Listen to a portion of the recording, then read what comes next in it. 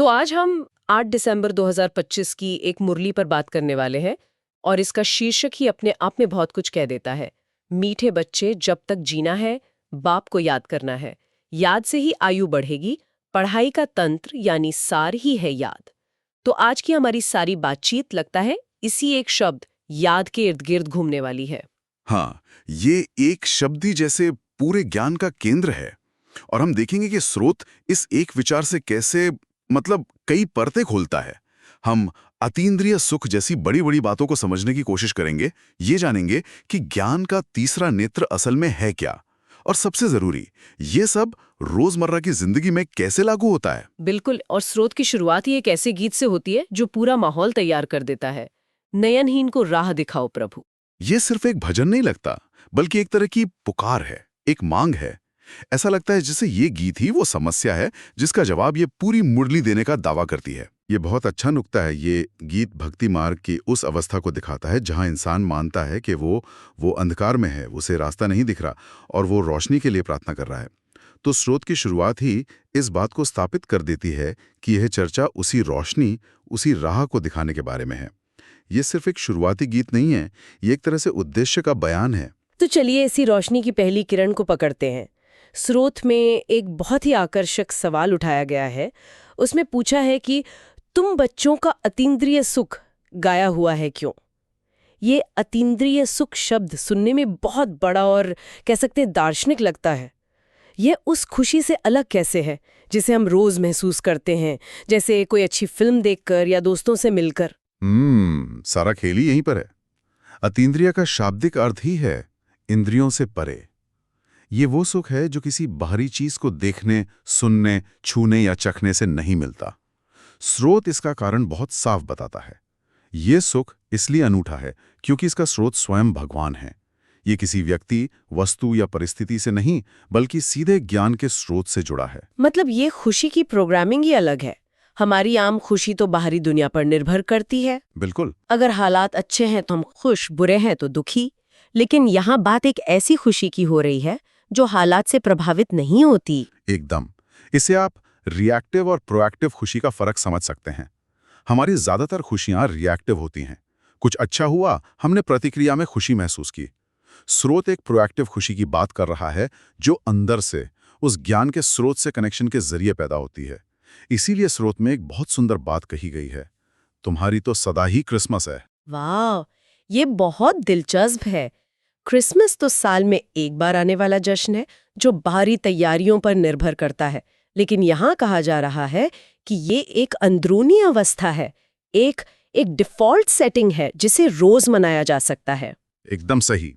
और इसीलिए इसे गाया हुआ है, यानी इसकी महिमा की गई है, क्योंकि ये दुर्लभ है। ये उस पर निर्भर नहीं करता कि आपके बैंक में कितना पैसा है या आपके रिश्ते कैसे चल रहे हैं। ये इस बात पर निर्भर करता है कि आपका मन कहाँ जुड़ा हुआ है।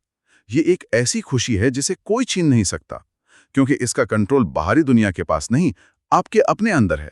तो अगर ये गहरा सुख ज्ञान के स्रोत से जुड़ने पर मिलता है, तो जाहिर है अगला सवाल ये होगा कि उस ज्ञान को देखा और समझा कैसे जाए। और शायद यहीं पर ज्ञान के तीसरे नेत्र की बात आती है, जिसे स्रोत भक्ति मार्ग के अंधियारे से बिल्कुल अलग बताता है। हाँ, ये दोनों बातें एक दूसरे से पूरी तरह जुड़ी हैं।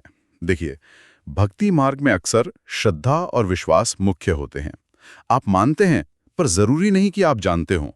स्रोत के मुताबिक ज्ञान का तीसरा नेत्र आंख बंद करके मानने की बात नहीं है। ये एक आध्यात्मिक समझ है, एक ऐसी दृष्टि है जो आपको सृष्टि के पूरे नाटक को शुरुआत, मध्य और अंत स्पष्ट रूप से देखने की क्षमता देती है। तो ये एक तरह का नजरिया हुआ, एक पर्सपेक्टिव। जैसे किसी ऊंची इमारत पर चढ़कर आप मेरे शहर का ट्रैफिक पैटर्न देख सकते हैं जो नीचे सड़क पर फंसे हुए इंसान को नहीं दिखता। ये बहुत सटीक उपमा है। नीचे फंसा हुआ इंसान सिर्फ अपनी गाड़ी और आगे पीछे की गाड़ियों को देख सकता है। उसे लगता है कि वो हमेशा के लिए जाम में फंस गया है। लेकिन ऊपर से देखने वाले को पता है कि ये जाम अस्थायी है, आगे रास्ता खुला है और ये पूरा सिस्टम कैसे काम कर रहा है।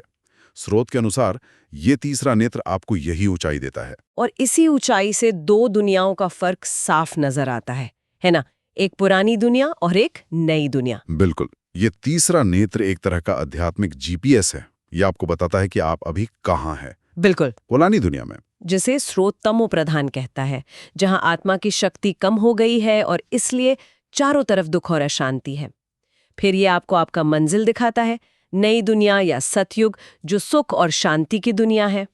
और सबसे जरूरी, ये वहां तक पहुंचने का रास्ता भी बताता है, जो है याद का अभ्यास। यही स्पष्टता ही भक्ति के अंधेरे से बाहर निकालती है, जहां इंसान बस भटकता रहता है और उसे पता नहीं होता कि वो कहाँ है और उसे कहाँ जाना है। ये सब सुनने में बहुत अच्छा लगता है, लेकिन अक्सर ऐसी बातें सुनकर मन में यही आता है कि ये सब तो ठीक है, पर क्या इसके लिए मुझे अपनी नौकरी, अपना परिवार सब छोड़कर किसी पहाड़ पर जाना होगा? और यही पर स्रोत एक बहुत ही व्यवहारिक और सुंदर उपमा देता है, कमल फूल समान रहना। ये मेरे लिए इस चर्चा का सबसे आकर्षक हिस्सा है।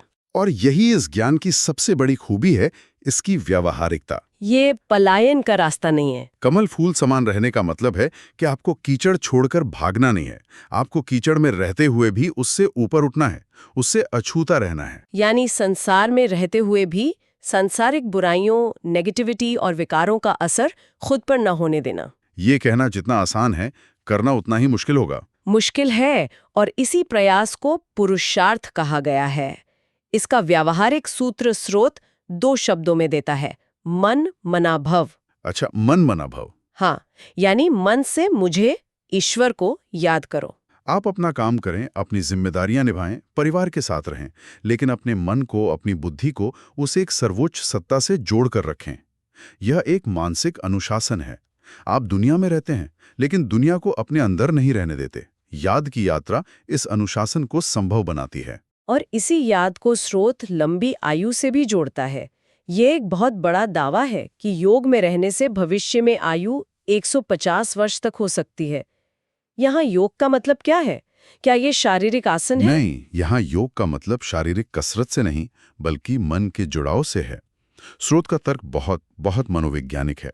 वो कहता है कि 5 विकार, काम, क्रोध, लोभ, मोह और अहंकार, आत्मा की ऊर्जा को खत्म कर देते हैं। ये एक तरह के एनर्जी लीक्स हैं। जब आप लगातार गुस्सा, तनाव, इच्छाओं और अहंकार में जीते हैं, तो आपकी आत्मिक शक्ति खत्म होती है, जिसका सीधा असर आपके शरीर पर भी पड़ता है। तो याद का अभ्यास इन लीक्स को बंद करने जैसा हुआ? हाँ, बिल्कुल। याद या योग की स्थिति में आप अपनी ऊर्जा को इन विकारों में बर्बाद करने के बजाय संरक्षित करते हैं। जब आत्मा शक्तिशाली और शांत होती है, तो शरीर भी स्वस्थ रहता है। स्रोत ये दावा भविष्य की नई दुनिया के लिए करता है, जहां प्रकृति और शरीर दोनों अपनी सबसे शुद्ध अवस्था में होंगे, और विकारों पर विजय पाने के कारण आत्मा की शक्ति इतनी होगी कि वो शरीर को लंबे समय तक स्वस्थ रख सकेगी। ये शरीर और आत्मा की एक संपूर्ण देखभाल का नजरिया है। ये वाकई एक समग्र दृष्टिकोण है। तो जो लोग इस रास्ते पर चलते हैं, उनके लिए स्रोत कुछ खास पहचान भी देता है, कुछ उपाधियां, जैसे ब्रह्मा मुख वंशावली ब्राह्मण और महावीर। इन शब्दों का क्या महत्व है? ये शब्द सिर्फ नाम नहीं है, ये एक नई आध्यात्मिक पहचान और जिम्मेदारी को दर्शाते हैं। ब्रह्मा मुख वंशावली ब्राह्मण का मतलब है कि ये वो आत्माएं हैं जिनका जन्म ब्रह्मा के मुख से, यानी इस ईश्वरीय ज्ञान को स्वीकार करने से हुआ है। ये उनका भौतिक कुल या जाति नहीं, बल्कि आध्यात्मिक वंश है। और महावीर, ये तो बहुत शक्तिशाली शब्द है। ऐसा लगता है जैसे किसी योद्धा की बात हो रही है। ये किस चीज से लड़ रहे हैं? ये बाहरी दुश्मनों से लड़ने वाले योद्धा नहीं है, ये वो हैं जो अपने अंदर के दुश्मनों, अच्छा, यानी उन्हीं 5 विकारों से लड़ने का साहस दिखाते हैं, जो अपनी कमजोरियों पर विजय पाने के लिए रोज पुरुषार्थ करते हैं। उन्हें ही महावीर कहा गया है। ये सिर्फ ज्ञान सुनने वालों के लिए नहीं, बल्कि उसे जीवन में अपनाने वाले हिम्मत वाले बच्चों के लिए है। और उनकी सेवा को भी एक खास दर्जा दिया गया है ना। स्रोत पर लिखा है ऑन गॉड फादरली सर्विस। इसका रोजमर्रा की जिंदगी में क्या मतलब हुआ? इसका मतलब है कि उनकी सेवा का दायरा बहुत बड़ा हो जाता है। वे किसी इंसान, संस्था या देश के लिए काम नहीं कर रहे, बल्कि सीधे गॉड फादर की सेवा पर हैं। ये उनकी हर छोटी बड़ी कार्रवाई को एक बहुत ऊंचा मकसद देता है। आप ट्रैफिक नियमों का पालन भी इसलिए कर रहे हैं क्योंकि आप ईश्वरीय सेवा पर हैं, और आपको एक अच्छा उदाहरण बनना है। ये आपके हर कर्म को दिव्यता से जोड़ देता है। और इसी से जुड़ा हुआ आत्मनिरीक्षण का एक बिंदु भी है। स्रोत कहता है, अपने को आप ही परखना है कि मैं ऊंचे से ऊंचा इम्तिहान पास करके ऊंच पद पाने के लायक हूं। ये सिर्फ नियमों का पालन करने से कहीं ज्यादा गहरी बात लगती है। बिल्कुल, ये एक आंतरिक ऑडिट है। ये रास्ता आपको सिर्फ अनुयायी नहीं बनाता, बल्कि आपको अपनी प्रगति का जज भी बनाता है। और इस पूरी परख का, इस महावीर बनने का सबसे व्यवहारिक तरीका स्रोत बताता है। सभी को शरीर के रूप में नहीं, बल्कि आत्मा, भाई भाई के रूप में देखो। जिस पल आप किसी को उसके लिंग, धर्म, जाति, पद या व्यवहार से परे एक आत्मा के रूप में देखते हैं, आपके अंदर के कई विकार अपने आप शांत हो जाते हैं। देह अभिमान, जो सबसे बड़ा विकार है, वो खत्म होने लगता है। यही असली महावीर बनने की कसौटी है। तो अगर हम आज की पूरी चर्चा को समेटें तो सार यही है कि याद वो एक धागा है जो इन सभी मोतियों को, अतीन्द्रिय सुख, ज्ञान का तीसरा नेत्र, कमल जैसा जीवन और लंबी आयु, इन सबको एक माला में पिरोता है।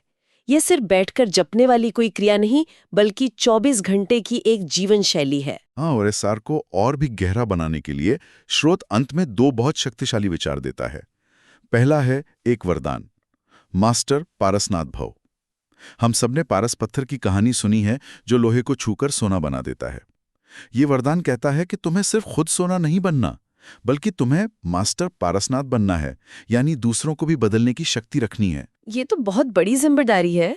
मतलब सिर्फ अपना सुधार नहीं, बल्कि दूसरों के लिए प्रेरणा का स्रोत बनना। और स्रोत इसका तरीका भी बताता है। अपने श्रेष्ठ लक्ष्य और लक्षण को समान बनाओ, यानी जो आप बनना चाहते हैं, आपका लक्ष्य, और आप असल में जैसे जीते हैं, आपके लक्षण, उनमें कोई फासला नहीं होना चाहिए। कथनी और करनी एक होनी चाहिए। बिल्कुल। और दूसरा है एक स्लोगन जो कहता है कि आपका भविष्य का श्रेष्ठ भाग्य इस बात पर निर्भर करता है कि आप ईश्वर के कितने समीप हैं, और ये समीपता आपकी श्रेष्ठता पर निर्भर करती है। और फिर स्रोत उस श्रेष्ठता के भी 2 आधार बताता है, सदा परोपकारी रहना और ब्रह्मचारी रहना। यहां ब्रह्मचार्य का अर्थ सिर्फ शारीरिक पवित्रता तक सीमित नहीं, बल्कि मन, वचन और कर्म हर स्तर पर पवित्रता और आत्मनियंत्रण से है। और इन सब विचारों के बाद स्रोत एक अव्यक्त इशारे के साथ खत्म होता है, जो मुझे लगता है कि सबसे गहरा और आगे की यात्रा की ओर संकेत करने वाला है।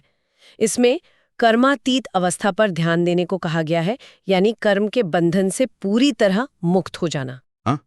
ये इशारा कहता है कि अब ज्ञान को सिर्फ सुनने, समझने और सुनाने से भी आगे जाने का समय है।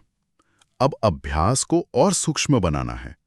अशरीरी बनने के अभ्यास पर जोर देना है। अशरीरी का मतलब है चलते फिरते काम करते हुए ये गहरा एहसास बनाए रखना कि मैं ये शरीर नहीं, बल्कि इस शरीर को चलाने वाली एक चैतन्य आत्मा हो। ये देह की चेतना से परे जाने का अभ्यास है। तो ये चर्चा हमारे लिए एक बहुत ही गहरे सवाल पे खत्म होती है, जिस पर शायद हम सभी को मनन करना चाहिए। ज्ञान को जानने और मानने से आगे बढ़कर अशरीरी होने का, यानी खुद को देह से अलग एक आत्मा अनुभव करने का वास्तविक अर्थ क्या है? और ये अवस्था हमें कर्मों के अच्छे बुरे फल और उनके बंधनों से पूरी तरह मुक्त होने की स्थिति, जिसे कर्मातीत कहा गया है, उस तक कैसे ले जा सकती है?